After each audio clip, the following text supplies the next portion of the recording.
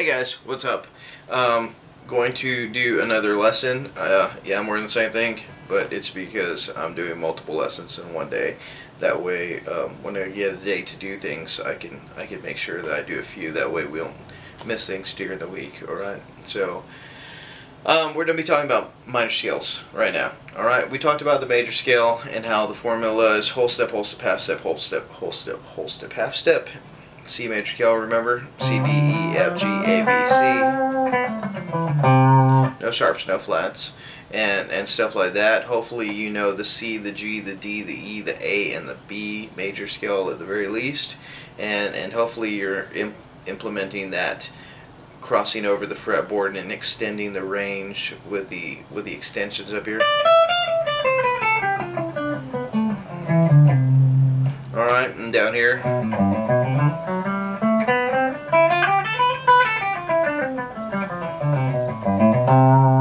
Alright, hopefully we're doing all that stuff so that we can utilize the entire fretboard. Alright, so we're going to talk about the minor scale, and there is very little difference between minor scales and major scales. The main difference being that we have a flatted third, a flatted sixth, and a flatted seventh. Now, don't get into the mindset of just drop the pinky, and drop the leading tone. Don't just get into that mindset, because once again, without thinking things in terms of notes, you may fall into the typical ruts of, oh, I'm just going to play this pattern, and then when I need it in this key, I'm going to play this pattern, when I need it in this key, I'm going to play this pattern. Patterns are the downfall of guitar players. It's just a way that's just going to it's going to make you sound lame. Alright, so let's get away from that. So think of it as a flatted third, a flatted sixth, and a flatted seventh. Alright, so let's take the C major scale, C, D, E, F, G, A, B, C, and let's drop the third. So we have C, D, E flat, we have the F, G, A flat, the B flat, and the C. Alright, so what that looks like is this.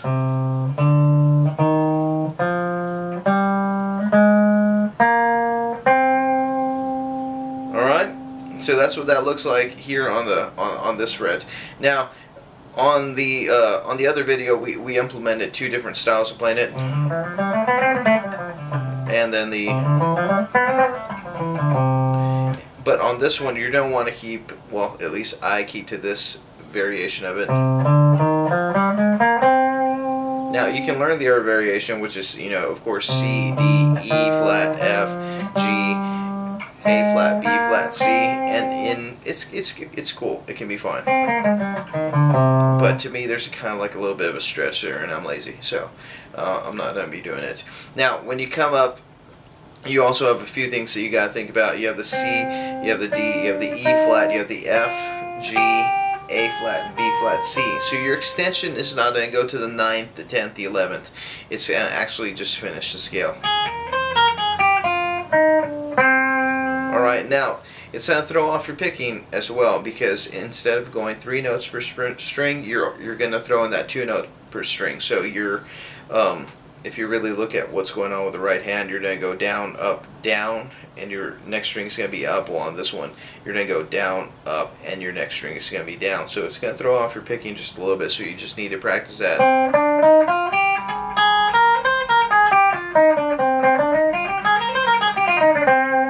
Alright, just something to practice to get used to it. Now, in addition to that, what we're going to do is we're going to take it up here. What we did last time, we're going to take it to the 8th fret. We're going to play C, D, E flat, F, G, A flat, B flat, C. Alright? Now that's just another way to play it. Now if we keep on going, we're going to go C, D, E flat, F, G, A flat, B flat, C. Alright? Now there's a lot of funky fingerings here, and they're going to really just screw with you. That's what they're going to do. Alright, so you just need to put in some time and actually, and then you can shift here if you want to. That's what I do.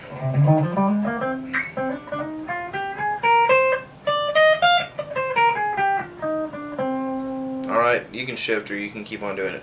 the other way. Either way, it's going to help you. All right, learn both of them. It'll be good for you, I promise. All right, now with that, what you're going to find is that when you write out these, if you take those same scales, the C, the G, the D, the E, the A, the B, what you're going to find is that they're relationally, they're going to share the key signature with another key. Now, what that does is that creates what we call relative minors and relative majors. All right, so what you can think of it as is you have yourself, and just take that uncle that everybody has that's just kind of crazy, and you're like, I'm related to homeboy, but homeboy's kind of crazy and just completely different than me. Kind of like the polar opposite. All right, now with major scales, you're the major scale, your uncle's the minor scale. Really don't share anything except a key signature. Alright, so you guys share blood, you guys share some DNA and stuff like that, but really you guys are just polar opposites. Alright, so if you think of it that way, what you can think of is C major, no flats, no sharps. Now, if we take that C, and you can take it anywhere, and you're going to go down a step and a half, what you're going to end up on A. Alright, so a step, which is right here, there's a space in between there, and then go a half step, so a step and a half, you're going to end up on A. Now, A is a relative minor of C. So when you play C and you have no sharps, no flats, if you start on A, you're going to get the relative minor of C, which is A minor, no sharps, no flats.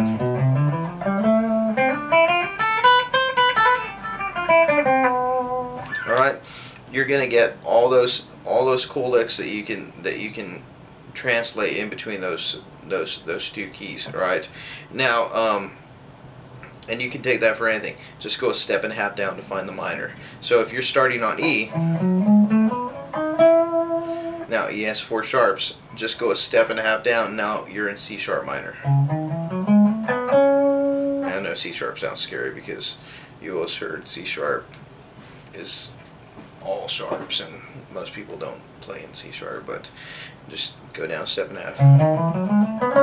You have C sharp minor. All right.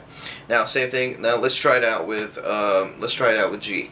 If we start on G as 1 sharp, which is F sharp, and we go a step and a half down, we have. Just wait for you to respond. E. Very good. So E minor is not going to have anything but an F sharp. Alright, now what about D? If we start on D, or if D is major, the relative minor would be B minor. Very good. So B minor would have 2 sharps. And same thing with E, C sharp minor. Same thing with A, will be F sharp minor. Now, what if we're going from the other side? Well, you just go a step and a half up. So if you know that you're playing in the key of A minor, well, if you go a step and a half up, you're going to end up on C. So that's going to be C major. Alright, same thing with G. If you go a step and a half up, you know you're going to be in B flat major. Alright, so if it's G minor, B flat major.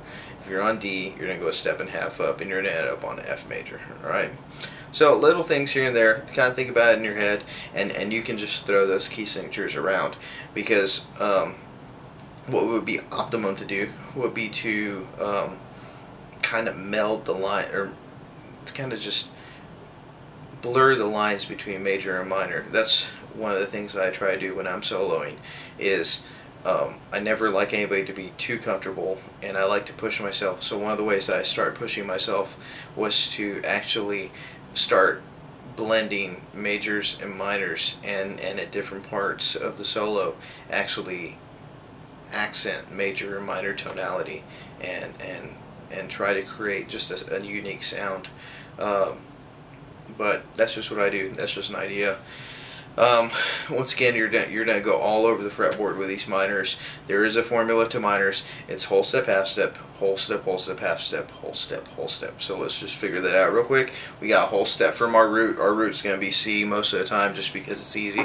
So a whole step from C is going to be D. Half step from D is going to be E flat. Whole step from E flat is going to be F. Whole step from F is going to be G. Half step from G is going to be A flat.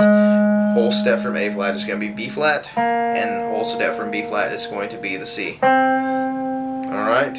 So you can use that formula, or you can just go down from where you're coming with major. Just think of the relative minor and do things that way. But hopefully this will make sense to you guys. And on the next one, what we're going to do is we're going to take the information that we've learned and hopefully apply it to our playing and figure out how to use it as far as songs and things like that.